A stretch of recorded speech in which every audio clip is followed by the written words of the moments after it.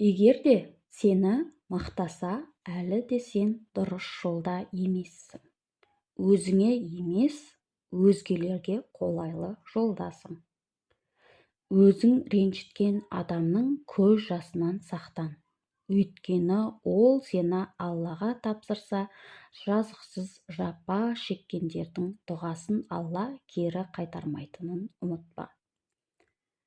Кейде адамдарды сыйлаған сайын басыңа шығады. Онан соң оларды өз орнына қойсаң, тағы ренжиді. Құпияларыңды жасырын ұстауға тырыс, болмаса өзгелердің сенімінен айырыласың. Нағыз ақымақ дүниеге мәңгілікке қол жеткіземін деген арманы барлар.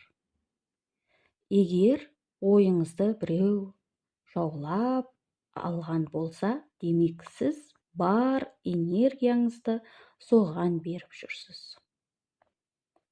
Адамдар тағдыр деп жүрген нәрсе шын мәнісінде олар жасаған ақымақтықтың жиынтығы ғана. Алдағы қиындықтың сақтанбаған адам жақын арада қиындықтарға тап болады. Байлық теңіз суы сияқты. Ішкен сайын шөлдей түсесің. Атақ даңқ та солай. Өзіңе сенімсіз адамдар өтірік айтуға бір табан жақын болады.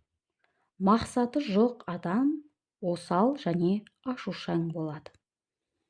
Сізді кінәлаудан тырысатындардан сақ болыңыз. Өйткені олар сіздің үстіңізден билік құруды көздейді.